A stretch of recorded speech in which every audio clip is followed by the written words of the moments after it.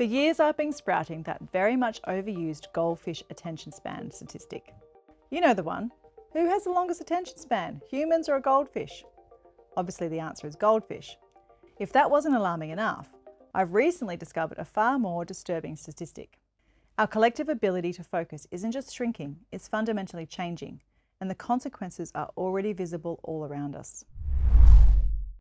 As both an educator and what I call a professional auntie, I've been obsessed with Jonathan Haidt's Video editor's note, it's pronounced Haidt, not Haidit. But relatable energy, honestly. bestseller, The Anxious Generation. And I've watched the research unfold in real time through the children in my life. The most shocking part, even Haidt himself now admits he understated the damage screens are causing our brains, especially developing ones. But there's a critical piece missing also from this conversation. While experts focus on social media and smartphones, a new force is entering this battle for attention: AI. It's not just changing our tools, it's changing how we think, create and connect in ways that we're only beginning to comprehend.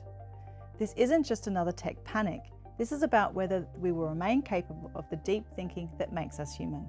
So stick around as I unpack what's happening to our minds and what we can do about it.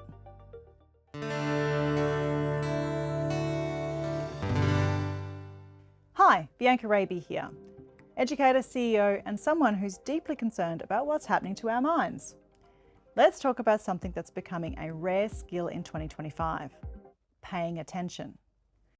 Jonathan Haidt's The Anxious Generation has been keeping me up at night.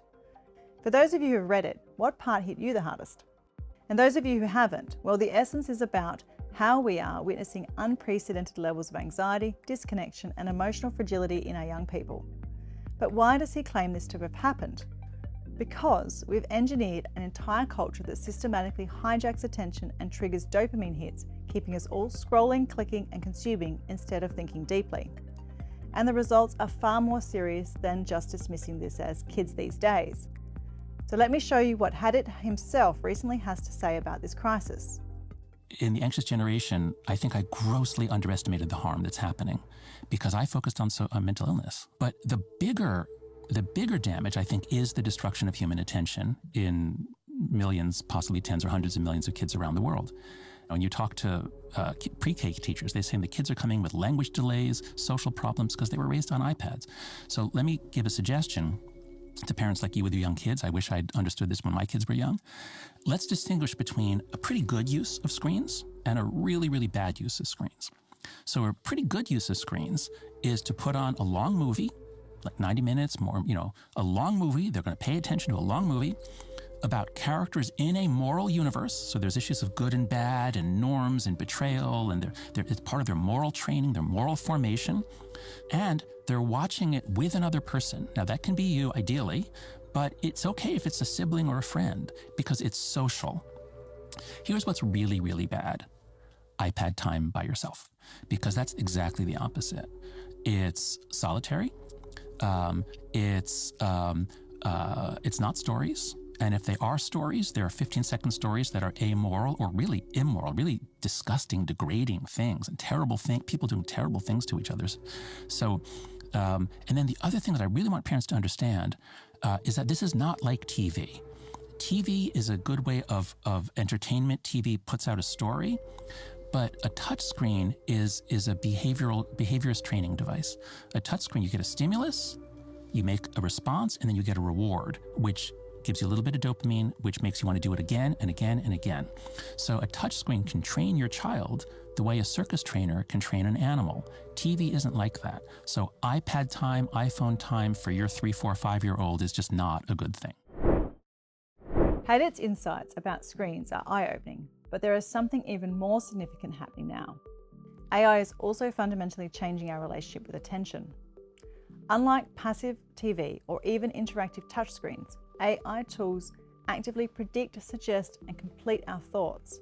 When Gmail finishes your sentences or Spotify curates your perfect playlist, these tools are making decisions that once required your full conscious attention. This evolution strikes me deeply. Many of us in Generation X or Y grew up watching hours of television. I certainly did. Yet we didn't experience the widespread attention crisis that we're seeing today. To Haidt's points before, despite all of that screen time in front of the TV, something was fundamentally different. We were passive consumers, not constantly engaged in rapid-fire interactions specifically designed to hijack our focus. But now, our attention is fragmented in entirely new ways. And I'm not immune. I feel it happening to my own thinking patterns every single day.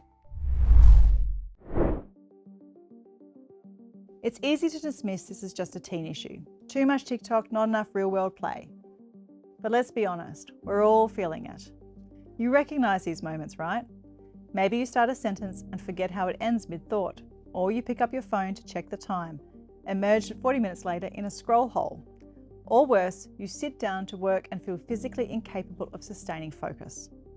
What's happening is subtle but profound. With each smart tool we adopt, we're not just outsourcing tasks anymore, we're outsourcing our attention.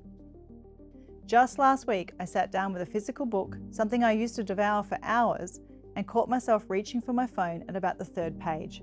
I wasn't bored by the book, I was uncomfortable with the sustained attention it required. But here's what I've realized. I don't actually want to be distracted. I'm just trained to be. It's not about willpower anymore, it's about design. We're living inside systems, apps, feeds, AI tools that are engineered to make deep attention feel uncomfortable. So if you've been feeling scattered or foggy or frustrated with your own mind lately, you're not broken, you're human. And perhaps the most radical act available to us right now is to reclaim our attention as an act of sovereignty. As AI continues advancing, the question isn't just whether it can do our tasks, but whether we'll maintain the attention capacity to know what tasks are worth doing. Will we still recognize meaning when we're no longer practicing the attention required to find it? So, close the tabs, look out the window, read a book slowly, or just breathe. Because in a world that's automating everything, staying human might start with simply paying attention. I'd love you to leave a comment with a strategy that you're using to practice staying and paying attention. Your insights may help someone else who feel less alone in this struggle. Hit subscribe so we can continue this conversation about staying deeply human in an ever-increasing artificial world. And finally, thank you for your most valuable resource, your attention. Until next time, stay awesome.